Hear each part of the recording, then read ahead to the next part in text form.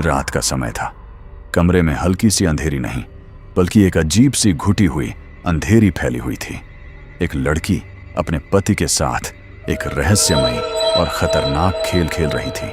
वो बार बार चार्ली को बुला रही थी, जैसे वो सच में किसी अनदेखी शक्ति से संपर्क करने की कोशिश कर रही हो।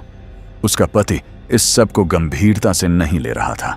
वो इसे बचकाना नहीं, बल्कि बेकार और बेवकूफी भरा खेल समझ रहा था। लेकिन लड़की ने उसे याद दिलाया कि ये उनकी डेट नाइट है, और आज जो वो कहेगी सिर्फ वही होगा। वो दोनों बार बार चार्ली को बुलाते रहे, अगर तुम यहां हो तो यस बोलो। और अचानक कमरे का माहौल बदल गया। कुछ अजीब, कुछ अनदेखा जाग गया। कमरे में रखी पेंसिल हल्की सी नहीं, बल्कि अपने आप कांपने लगी, जैसे किसी अनदेखे हाथ ने उसे छुआ हो। पति तुरंत शक में आ गया। उसके अंदर बेचैनी बढ़ने लगी। उसे लगा ये कोई ट्रिक है, लेकिन लड़की ने उसे यकीन दिलाया कि वो कुछ नहीं कर रही, और जो हो रहा है वो सच में चार्ली है।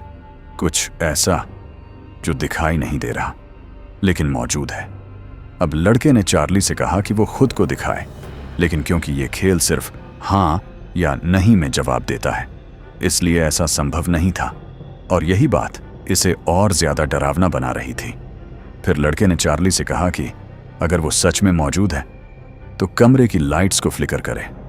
अचानक लाइट्स हल्की सी टिमटिमाई, जैसे कमरे में कोई और भी सांस ले रहा हो।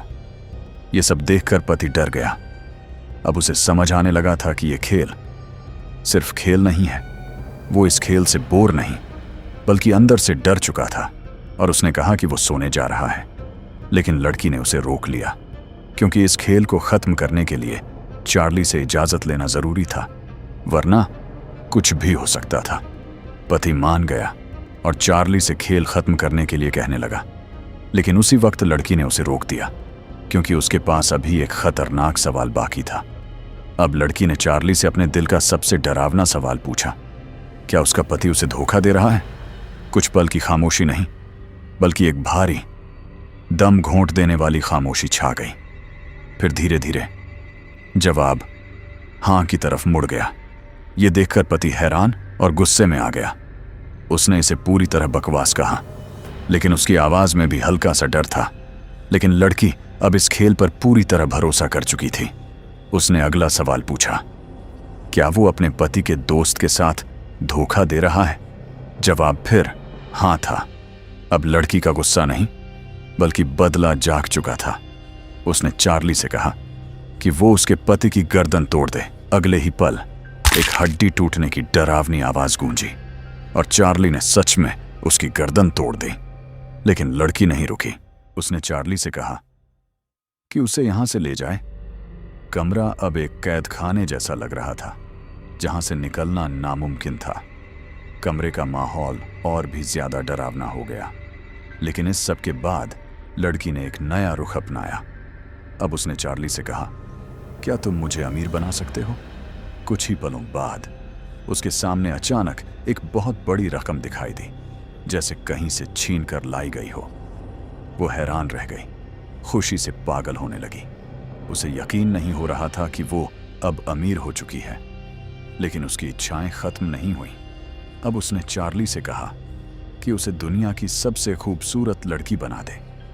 कुछ पलों बाद उसे लगा कि उसकी इच्छा पूरी हो गई है, लेकिन जब उसने खुद को आईने में देखा तो उसकी चीख निकल गई। उसका चेहरा पहले से भी ज्यादा नहीं, बल्कि पहचान में न आने जितना बदसूरत हो चुका था। उसकी आंखों में खौफ भर गया। वो बुरी तरह डर गई। अब उसे एहसास हुआ कि यह खेल नहीं, बल्कि एक खतरनाक सौदा था। उसने तुरंत चार्ली से पूछा, क्या वो एक अच्छी आत्मा है? जवाब आया, नहीं। यह सुनकर वो कांप गई।